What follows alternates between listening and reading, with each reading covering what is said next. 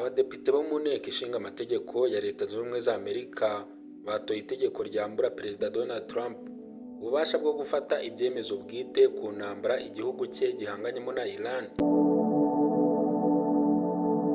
Umushinga w'iri tegeko wateguwe n'umudepite w'umudemokrate Gregory Meeks, aho yabonaga intambara Trump yashoje kuri Iran iri kugira ingaruka zikomeye ku bukungu bwa Amerika n'imibereho y'Abanyamerika. Depite Meeks yagaragaje ko iri tegeko nshinga riha inteko ishinga amategeko ububasha bwo kugenzura ibitagenda neza mu gihugu, kandi ko ariyo isabwa uruhushya rwo gushyira mu bikorwa ibyemezo bikomeye. Yabwiye abanyamakuru ko Trump ari kugerageza gukoresha umwanya wa perezida mu gufata ibyemezo bidakwiye, ariko ko ibyo biri kugana ku iherezo kuko abagize inteko bahagurukiye gukora inshingano bahabwa n'itegeko. Ku itariki 21 Gicurasi 2026 abadepite bari gutora uyu mushinga, ariko abayobozi bo mu ishyaka ry'abarepublike barimo perezida w'inteko Mike Johnson barabisubitse bitewe n'uko hari benshi batari kwitabira iri tora. Iri tora ryimuriwe ku ya 3 Kamena 2026. Abadepite 215 barimo abarepublike bemeza uyu mushinga, abandi 208 barawanga. Bisobanuye ko wabaye itegeko rizoherezwa muri Sena kugira ngo nayo iritore. Umwihariko w'iri tegeko nuko ritazemezwa n'umukuru w'igihugu bitandukanye n'andi abagomba gushyiraho umukono, ahubwo Sena niryemeza rizatangira kubahirizwa.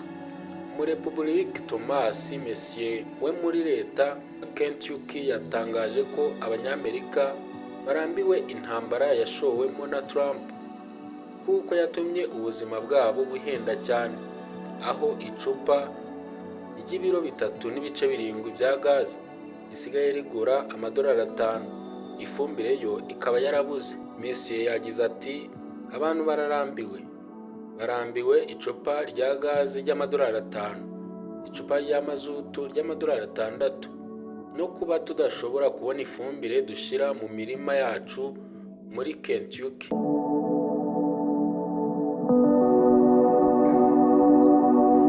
Uyu mudepite yavuze ko iri tora ryatanze ubutumwa bukomeye bushimangira ko abadepite n'intumwa za rubanda barambiwe intambara Trump yasoje kuri Iran.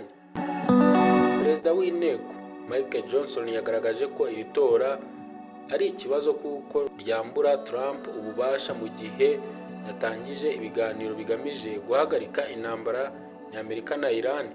Ati, ntekereza ko ibi ari bibi cyane kwambura umuyobozi n'umugaba w'ikirenga ububasha bwo kuganira. Ibyo nibyo ibi bigamije, biduca intege, bigabanya imbaraga dufite mu biganiro by'amahoro kuri iki kibazo. Ubundi mu busanzwe Amerika yashoje intambara kuri Iran ku itariki 28 Gashyantare 2026, bituma umuhoro wa Hormuz unyuzwamo 20% by'ibikomoka kuri peteroli ufungwa. Ubukungu bw'isi burahungabana.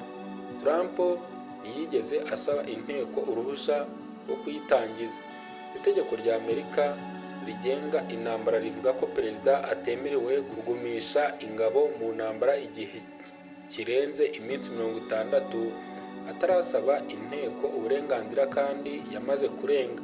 Minisitiri w'intambara Pete Hegseth we ntiyemeranya ko iyi minsi 60 yarenze, ahubwo avuga ko Trump yongeye kubara bundi bushya igihe yatangazaga agahenge hagati ya Amerika na Iran ubwo hari hagiye kubaho ibiganiro. Icyakoze ku wa 3 Kamena 2026, itsinda rigizwe n'abagenzuzi bakuru muri Minisiteri y'Intambara, Minisitiri w'Ububanyi n'Amahanga n'iyahoze ari USAID yatangaje ko iyi ntambara yarengeje iminsi 60, bityo ko ryatangiye kuyikoraho isuzuma.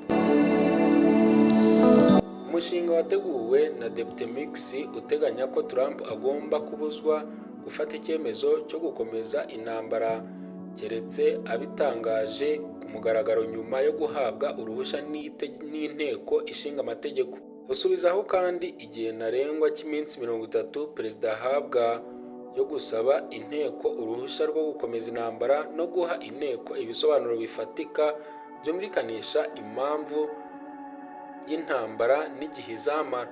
Ngayo nguko ni nuko twanzuye ikiganiro, tugushimira umwanya waduhaye. Njye nitwa Journaliste Thierry, komeze bugire byiza.